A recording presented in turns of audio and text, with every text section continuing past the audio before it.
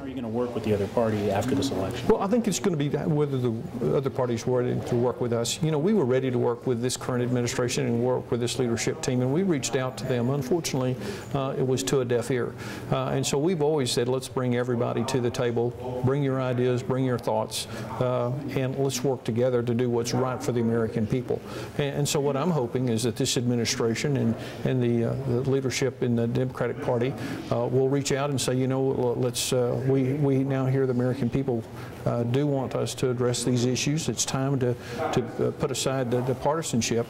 But let me be clear that, you know, one of the things that we're reaching out doesn't mean that we're going to compromise on some of these issues that are important to the American people. I think I hear them loud and clear on some of these issues, and we want to make sure that we get it the way the American people want it. But at some point, realistically, doesn't there have to be a compromise? Don't you guys need to meet somewhere in the middle to start getting some traction? I think you can compromise somewhat on the issues, but you can't compromise on the principles. And so one of the things I think we're going to have to do is make sure that we all understand what the principles here.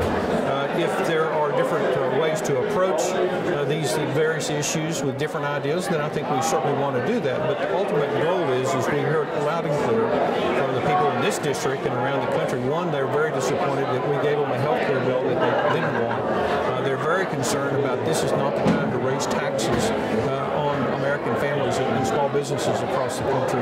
And so I think those issues are issues that we need to work on. But one of the things that will cure the deficit doesn't mean that you raise taxes to fix the deficit.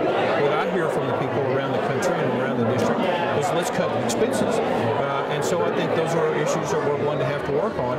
I'm willing, I welcome my colleagues to come up with ideas on how we can cut expenses. I'm not willing to give Congress that much more money to keep spending when they haven't shown any discipline for the spending side. What are your top 3 priorities for cuts? What are the top 3 areas for the federal? Well, I think firstly you start with discretionary spending in this country, but also I think one of the things you have to stop the growth in the federal government. If you look back in the last 2 years, the biggest growth in spending in this has been the federal bureaucracy. Well, the first thing we've got to do is let's put a freeze on creating new jobs in the federal government.